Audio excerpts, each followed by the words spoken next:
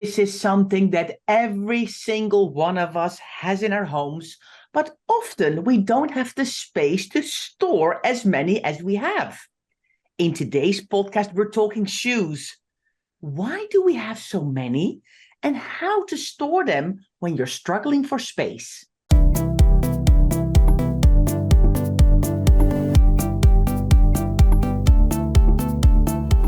You're listening to the Declutter Hub podcast, bringing you tried and tested, no-nonsense tips and advice from the leading experts in decluttering and organising your home. Now here are your hosts, Ingrid Jansen and Leslie Spellman.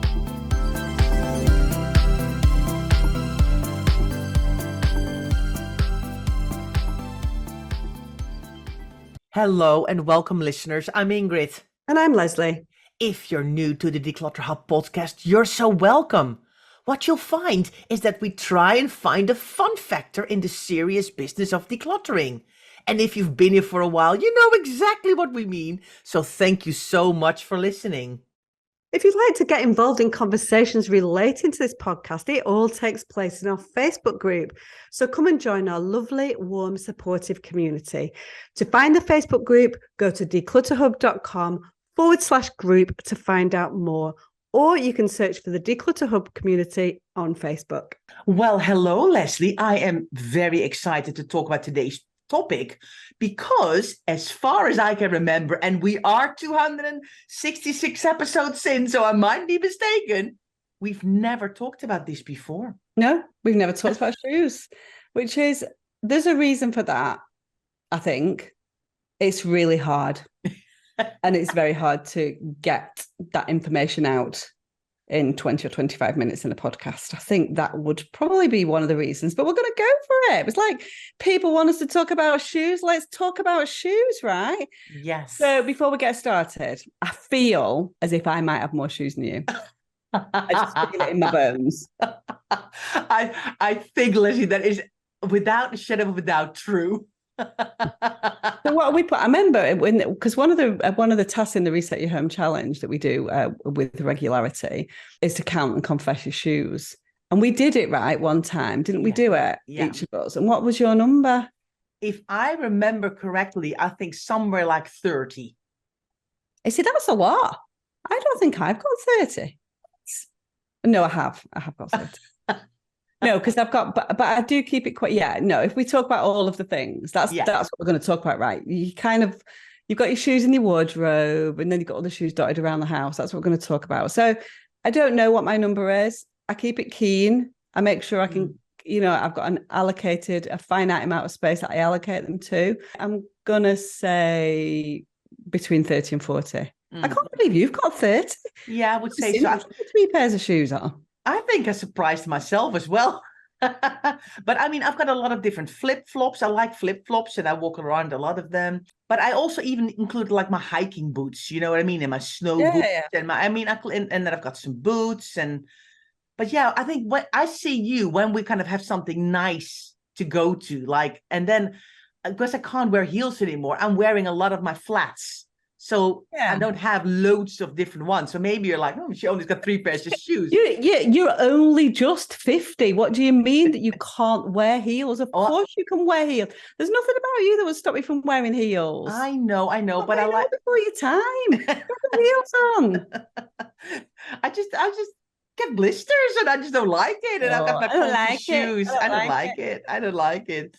But yeah, no, I am going to, that is on my list to go through my shoes again. I think I need to do on your list to buy a pair of high heels.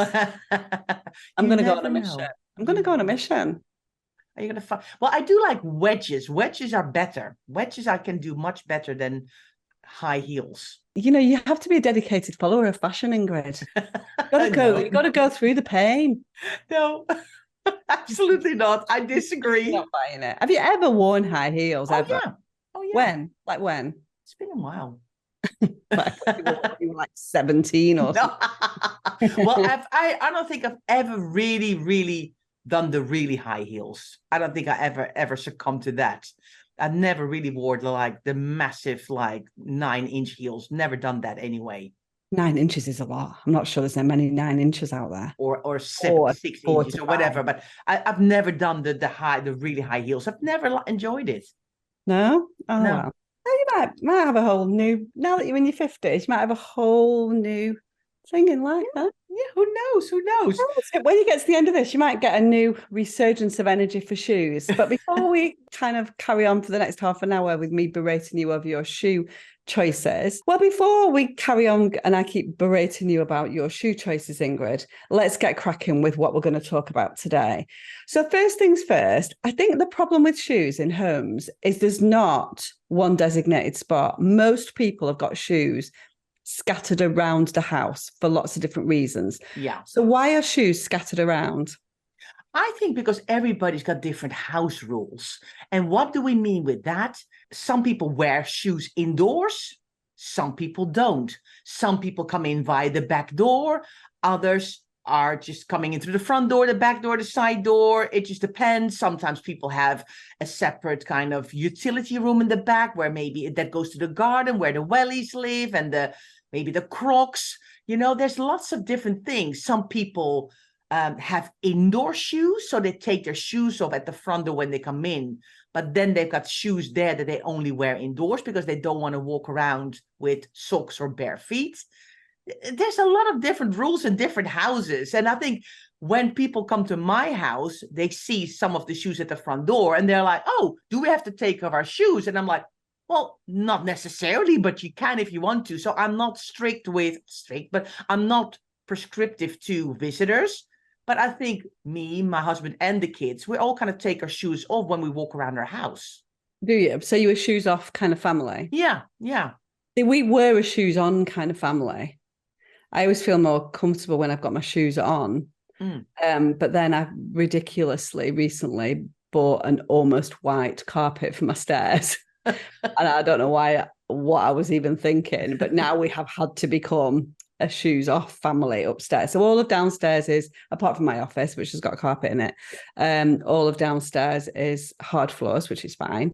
So it's just shoes off when you go downstairs, but I'm not bothered about when you go upstairs, sorry, but I'm not bothered about downstairs. And I think that makes a difference because what that has meant now is that my resets involve moving shoes much more often than they used to before because those shoes are getting kicked off various places around the house. Yeah. I think as well, I think every person is different, right? Some people just, as soon as they sit on the sofa, they kind of flop down and then the shoes are taken off and they've walked around for ages pottering around their house. While other people really just, the first thing they want to do is like, oh, get these shoes off so I can be comfortable and put my nice comfy slippers on or flip-flops on or whatever it is. Yeah. There's religious reasons as well why people take shoes off as well. That's kind of standard kind of cultural thing. I think it's interesting because when people think about, oh, where my shoes are, I bet people think about the shoes that are kind of like upstairs or wherever your clothes are. But you've really got to consider the other shoes in your house, haven't you? The Wellington boots, the Crocs by the back door to go out into the garden, the hiking boots that you've got downstairs because they're still a little bit muddy, your running shoes if you go running, your gym shoes that you don't take upstairs. They're scattered around. And so we have a lot more shoes than perhaps we think we do. Whenever we do that kind of count your shoes, people are a bit shocked, aren't they? Yeah. And I think it's fair to say there are some people who love shoes that, who absolutely love what they represent. Often shoes don't let you down sometimes in the same way that your shoe size doesn't often change that much. And so whereas you might be changing weight in your clothes, your shoes can remain fairly constant and can stick with you for decades. You don't have to constantly go through them because you're changing size. And so I think a lot of people view shoes as a collection. So there are certain things in life that are viewed as a collection. Books is one, isn't it, Ingrid? DVDs is one. And shoes often fall into that category as well. Oh, yeah. I have decluttered. I have helped clients many a wardrobe that didn't have any clothes, but only had shoes. but they could tell me exactly what kind of pair of shoes, which color, I mean, and I helped them then because they were a shoe person. So I would not say, right, which shoes are we going to declutter? Because I would, kind of feel that was like a complete no-no apart from the odd couple of pairs, but the rest we would just arrange so it would be then easier to find them, and we would categorize them and put them in color. I've helped some of my clients put Polaroid photos on the boxes because they did lose track of how many they had, and then it would help them remember so they would wear them. But a shoe person is a bit like a book person, once they're like, no, you can't prize them away. Yeah, and there's not a problem with that. And so the thing is about this sort of shoe podcast, there's definitely no right or wrong answer in terms of how many shoes people have got. It can be some people have got 5 or 6 pairs of shoes and some people have got 250 pairs of shoes. It's about how that impacts the rest of your home, whether you're willing to give space to those 250 pairs of shoes, if that's your choosing, and what you do with them, how you store them, and how you make sure that you've got them kind of categorized in a way that's going to make sense to you to find them when you choose to wear them. I think that's what it's all about. So there's no right or wrong answer to anything. Everyone's got a choice.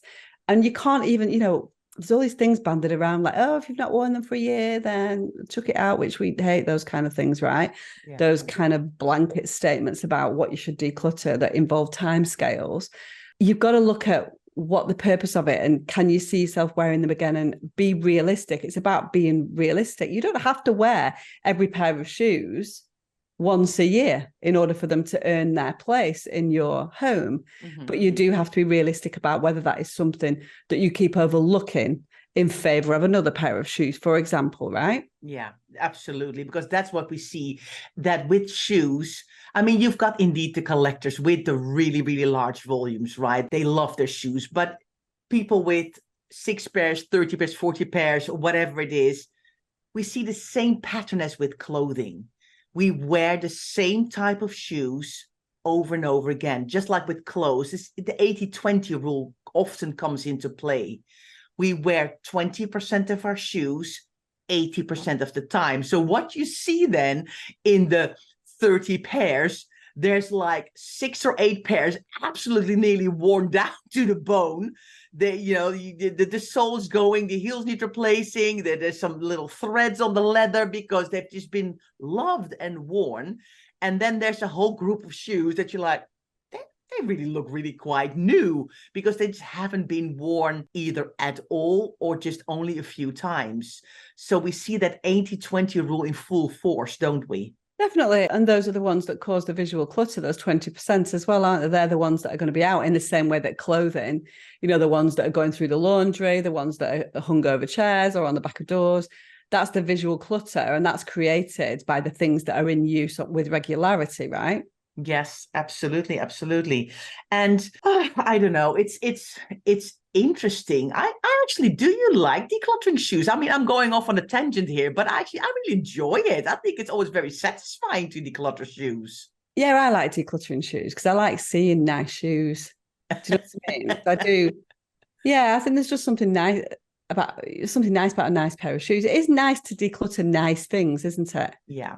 Yeah. Do you find that? I think for me, I like I like the finding them all. I like to categorize them. I like to do the counting, sometimes, with the client or just in my head and them going, I have no idea. I don't know. I just really enjoy that. She's like super practical. I'm just like, oh, that's such a gorgeous pair of shoes. When are you going to wear it? Oh, they're lovely. Oh, no, don't throw those away. They're so gorgeous. You could wear them with this. And it's like, I like the categorizing and the looking I'm like, no, I just like the shoes. Do you know what I mean? We're so different, right? So let's talk about decluttering a little bit and some of the emotions that are going to stand in your way that are going to stop you from making the right decision about those shoes. So we're coming to this from an angle that you're like, okay, it's time. So we've talked about the people that have got collections, and you do with your shoes whatever is your want. But there's going to come a time when in your heart of hearts that you've kind of got too many, you carried on buying and you've not got rid of any to kind of, and they take up a lot of space. And so you have to keep this under control. So what kind of things are difficult when it comes to shoes, and why why should we start to look at things as an opportunity to let go of? I think we hang on to shoes because they're part of our lives. And sometimes we hang on to shoes for a life that we no longer lead. So I think it is, especially people who've retired and worked in a corporate job their whole lives. And suddenly they're like, oh, it's same as with the clothing that they're just not wearing anymore, the suits and the jackets and all of those things, or any other type of clothing you would always wear to work. The shoes it's the same idea, If you always were at work and you had to wear very sturdy shoes, and maybe you're like, but I don't want that anymore. Or maybe you were always in heels or whatever it was, and you're like, so bored of it, but they kind of linger in your wardrobe. And then we have to kind of go, wow, that's not my life anymore. I actually really can consider letting those go. Would I wear them in my current life?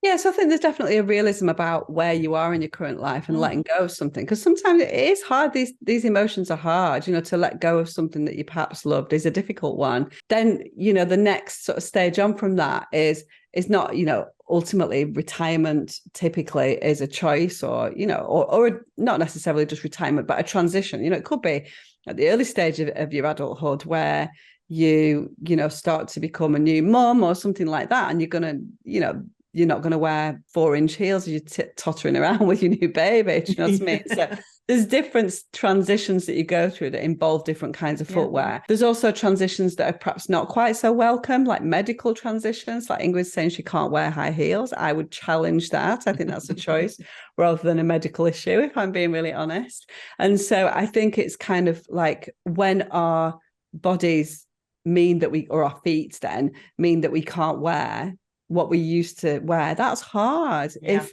our arches have dropped, or we've got bunions, or whatever that might be, or there's something with circulation, or all manner of things that affect our feet. Back pain, or you know what I mean? Plantar fasciitis that I had for 18 months. All of those things are going to affect your shoe choice.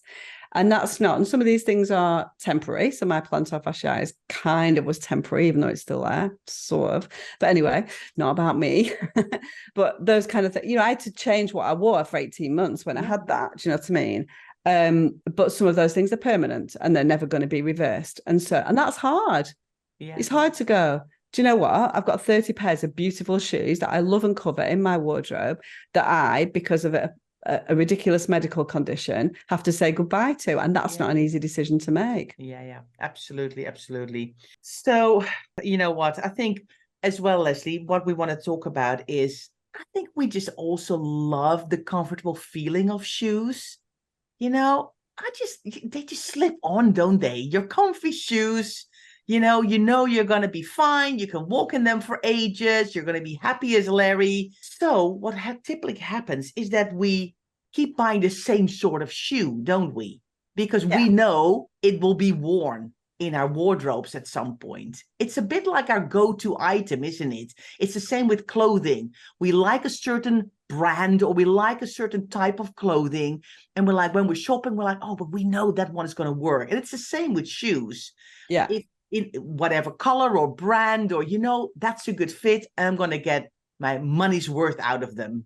Yeah, you need to be very mindful of that. You need to be very mindful that you're not overbuying. So if you're really comfortable in trainers, you need to make sure that if you've got 10 pairs of trainers that you bought because you love them, that you're not favoring 3 or 4 and never getting to the kind of 5 to 10, if that makes sense. And so if you're like, oh, I love trainers and trainers never let me down, then be mindful of the ones that are sitting towards the bottom of the pile, if that makes sense. I think, we talked quite a lot about collections and how coveted they can be for a lot of people and how people love them and how it makes them feel. A shoe that doesn't let you down and can really kind of enhance an outfit or how you feel or what you're wearing is going to be something that's very high on that list of retail therapy hits, right? Yeah. So if you want a dopamine hit, for a lot of people, a pair of shoes is going to be on that list. Yeah, absolutely. And the thing is, what then happens if we overbuy on those items and they sit in our wardrobe, especially if they were very expensive, we might end up feeling guilty because we know we kind of maybe went a bit too far. The thrill of the shopping kind of got to us. The sales assistant was so nice and she was so helpful. And then we kind of felt obliged to buy something from her. And then it's a bit like, yeah, they're still in the box. They're brand new and I see them, but I made a mistake. It was a mistake purchase, or I'm saving them for a special occasion. I've had shoes that were like, yeah, they're so nice. I haven't worn them yet. I'm like, well, I don't know what you're waiting for, but the good times are now. So please wear this nice stuff. But yeah, but they were so expensive and I don't want to ruin them. And I'm like, well, if they just sit in your cupboard, that's a shame as well. So there's a lot of guilt involved with shoes. Definitely, with the cost of things as well. And equally, if you get a bargain as well, you kind of keep hold of that. It was interesting when we were doing the Reset Your Home challenge, and somebody who is a shoe lover and shoe collector who had kind of large volumes of shoes posted a picture of all her boxes. So she's kept the original boxes for the shoes. And it took me back to when I lived in America. So I lived in America when I was kind of early 30s. And those sales in places like Macy's and Bloomingdale's are crazy on shoes. So you might get a pair of shoes that might, I don't know, let's say it was probably less than, but probably $100 or something. And you might get that for $20. They're real bargains on shoes, aren't they, as well? So that's an extra hook in for people who love clutter. Yeah. To get a bargain like that means, well, why would I leave it behind? So you need to be, there's a lot of things that go on with shoes. From the acquisition stage, acquisition of shoes is a big problem, I think, for a lot of people, because it's something that it's like a nice thing to have, right? Yeah. And then we've got to think about the volumes of those shoes. It's easier to keep a jumper than it is to keep a pair of shoes. It's particularly hard to store. And that's what we're going to talk about after the break, right, Ingrid? Yes, indeed. We are going to talk about how do you store all these shoes. So we'll see you after the break. Well, Leslie, we talked about having shoes, but now we're going to talk about how do you store all of these? And this is a big conundrum. Big conundrum. I love this word. Nice word. And why is it a conundrum? Because shoes are tricky. They're like in all different shapes. I mean, normally the size is the same, although if you live with different people, you've got different kind of sizes as well. But, you need to store flip-flops or flats is a completely different book, and then trying to store boots with that are knee high, it can really be tricky. Definitely. It's really boots are an absolute nightmare to store. Not going to lie. I think it's one of the things, I must admit, that there are many things as a professional organizer that when I go in, I know what I can do with that to make it look better. Yeah. And shoes and boots are something that I'm never 100% happy with. Yeah. Unless that person has got bespoke storage and beautiful and loads of a dressing room or whatever. Yeah. If you're like a normal person in a normal house, and even if you've got a normal amount of shoes, if there is such a thing, it's still really hard because you've got to compromise. And so, honestly, I'm always kind of like, that's the best I can do. Yeah. Do you know what I mean? Yeah. Hard, isn't it? It's never something that, you can look at a wardrobe, you can look at a kitchen and go, that's incredible.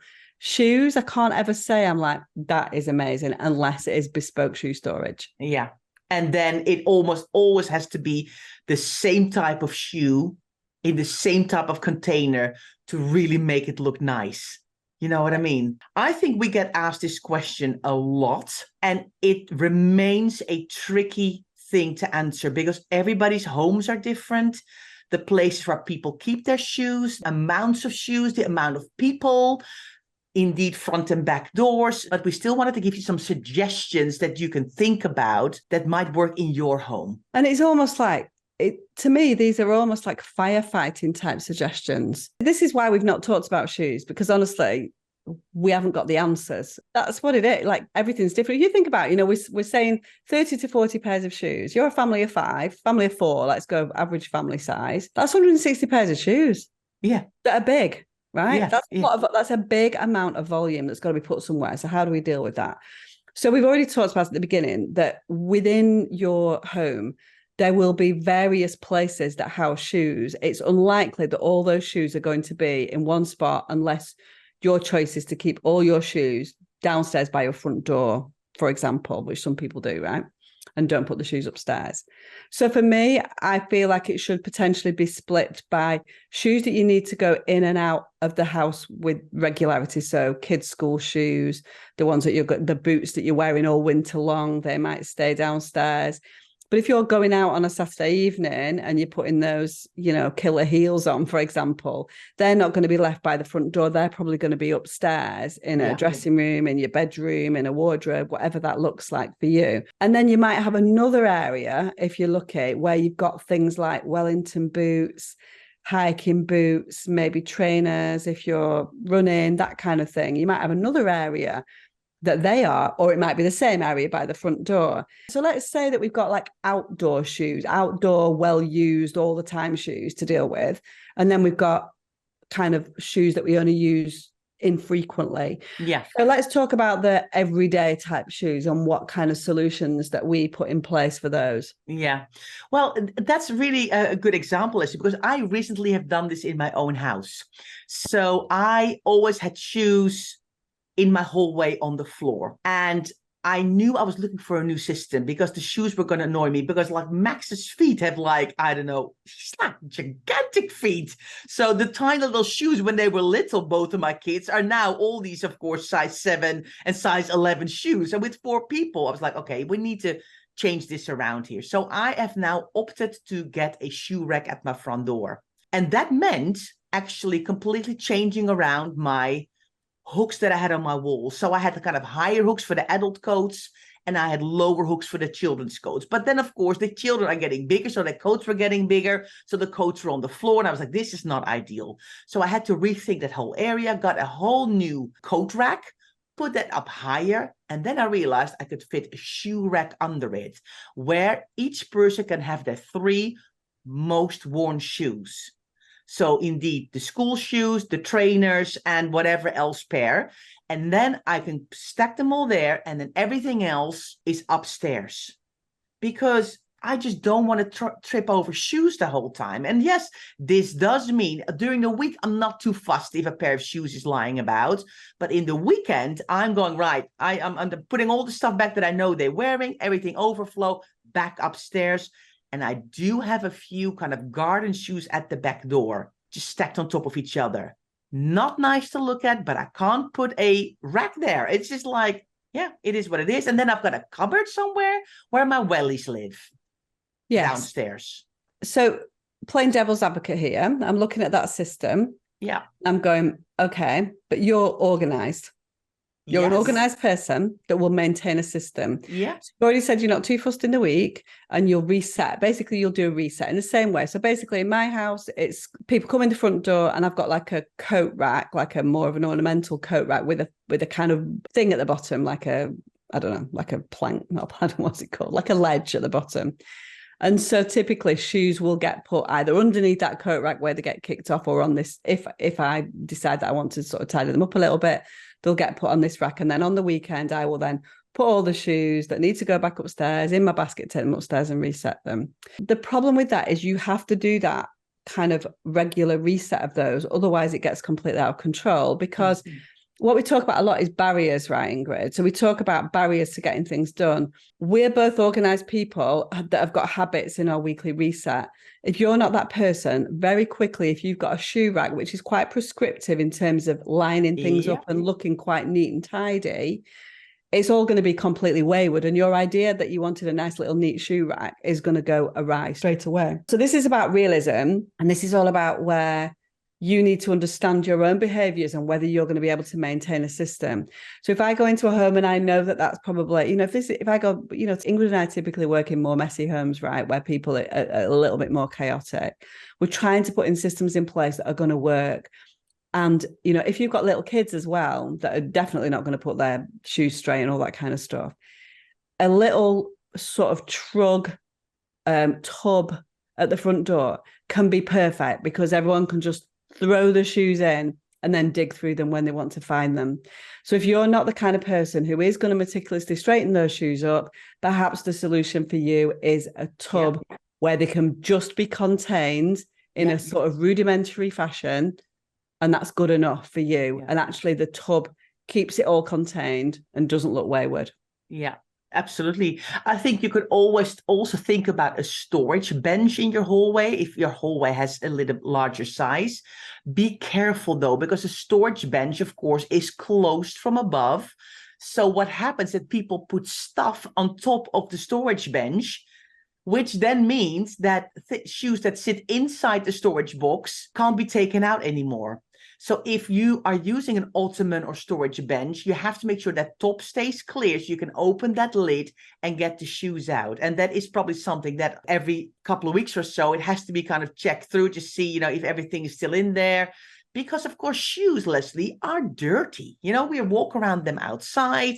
You always see, insides of tubs and trucks, but also storage shelves of ottomans. It gets really dusty inside. So this is a job you can't leave for I don't know how long, because you probably need to just take everything out. Just to run a quick hoover through really makes a massive difference. I know we talk a lot about daily resets, weekly resets. We talk about non-negotiables and maybe straightening those shoes up on these racks in these trucks, putting things away, because people will just kick their shoes off. We live in houses where we have been trying to install systems for years, but our kids, I do it. I'm not taking my shoes off and putting them neatly on the thing. I'm kicking my shoes off as well. Yeah. You know what I mean? And then I might be the one, but then I feel like that's okay because I'm the one who's going to tidy them up later. You know what I mean? So I'm the same. Like we have habit, we're not thinking about that when we're taking the shoes off. We're not straight away thinking, oh, I now need to go and put them in their designated spots and make sure they're tidy for the morning, are we? Yeah. We'll take the shoes off. Sometimes you're taking the shoes off when you're sitting on the sofa and then they're just underneath the sofa or whatever. It's tricky. It's really tricky. But the most important thing is realism. Yeah. But that's kind of a little bit of a helping hand in terms of the kind of things that you can do in a hallway. Don't do anything that's got too many barriers in it. So Ingrid's already talked about the storage bench. There are shoe things from IKEA, which we don't love, it's kind of IKEA's sort of narrow drawer unit that pulls out. And we find that the shoes just it looks amazing in IKEA, but the reality is that shoes just get thrown in, right, Ingrid? Yeah. If you like it, it's great. We are a little bit like, it just doesn't work. I'd rather just have a rack or a trug or a tub or something like that. Yeah, personal choice, definitely. Yeah, definitely. Let's talk about the shoes that are in your wardrobe. Now, most of us, to be fair, are just going to have to put the shoes on the bottom of the wardrobe thing. Yeah. If you can get a pull-out rack, if you are using my favorite wardrobe system is the pack system from IKEA because I just think it's so versatile. They have trays, they have pull-out racks, which are brilliant just to be able to get that visibility on your shoes. So if that's possible for you to do something that pulls out, go for it. Mm-hmm. Not always possible. Sometimes you just need to put the shoes on the bottom of your wardrobe floor or something like that. One of the things that's quite useful sometimes that we do with some clients who need visibility on things is we turn the shoes so that the front of the shoes are facing towards you and not away from you. So the thing that you see is the front of the shoe and not the heel of the shoe, if that makes sense. Yeah. So think about flipping those around. That's quite useful as well. And then if you're not on the bottom of a wardrobe, then you're going to go to, if you've got the benefit of space, the luxury of space, you can use boxes. Ingrid. Yes. What kind of box? We've got, you can buy plastic shoe boxes in different sizes. They've got them for heels. They've got them for boots. They're stackable because they've got lids. Another good system could be the boxes that actually don't have a lid, but actually have a drawer in them you can pull out. So that is very helpful if you've got, because the problem is if you stack very high, then it gets really tricky to get the shoes that are on the bottom of the pile. But if you've got a nice system with drawers you can pull out, that can be really helpful. If you're like, oh, I would love that, but budget-wise, I just can't do that yet. Just then we say, keep your shoe boxes, your original shoe boxes, and stack them nicely or stack them away. You can easily take them in and out.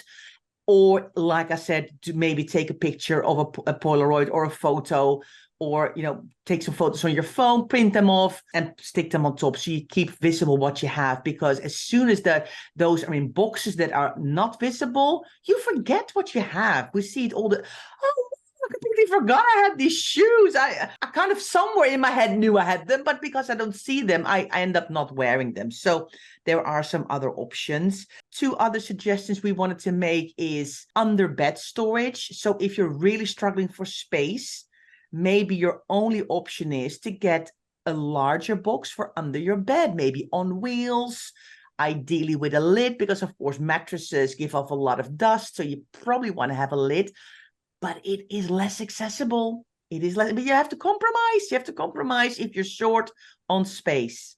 Definitely have to compromise. So I think really, Ingrid, honestly, we could go on for hours about possibilities for shoes, but hopefully we've given you a few hints and tips. Just think about our shoe course, and the membership is lengthy, right? And we go into so much detail about all the different options that you can have, the solutions that we have found. But mostly the overarching thing is make sure you've got a reason and are being realistic for keeping these shoes, because they need to justify the space that they're taking up in your home because they're so bulky.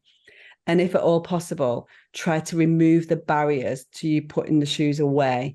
Yeah. So, and in terms of shoe storage, Ingrid's talking about there are some shoe storage, especially the drawers and the ones that front open are fantastic. They can sit outside of a wardrobe as well, and they can look quite nice as standalone. They don't need to be inside your wardrobe. So that gives you other options as well. But they're expensive. So to get one nice shoebox might cost you £10, £12. That's going to take time to build up. So don't be scared to do this gradually. If you've got a goal in mind and go by the end of this year, or the end of next year, for example, because we're at the end of this year already, I want to completely do, the same way that you do a hanger swap gradually. Because these things, to go for these storage solutions is fantastic, but we've not all got £300, £400 to suddenly spend on new hangers or new shoe storage. Yeah. So these things need to be done gradually. But have those goals in mind and make sure that they're all very similar. So yeah, it's kind of making me nervous because I still don't, I feel like there's so much, in the same way that there are so many things that we can't achieve sometimes with clients. It's the same in this podcast. There's so many ways that you can do things, and it's very much governed by the amount of shoes you've got, what you're doing day to day, what your family dynamics are, and how much storage you've got. And so there's definitely not a one size fits all when it comes to shoes. Absolutely.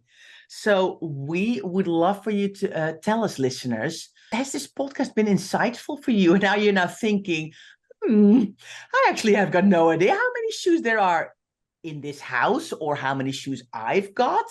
Maybe I need to have a little look and maybe count them up, and maybe I need to think about how many I have and then actually count them up and come clean in the comments. Or maybe some of the things we said in the first half of the podcast have really resonated with you and you're like, I had never looked at it this way. I'm going to share this with Ingrid and Leslie. Tell us. We read all of your comments. So thanks so much for being here. We appreciate you. And we hope that we can see you again next week with our next podcast.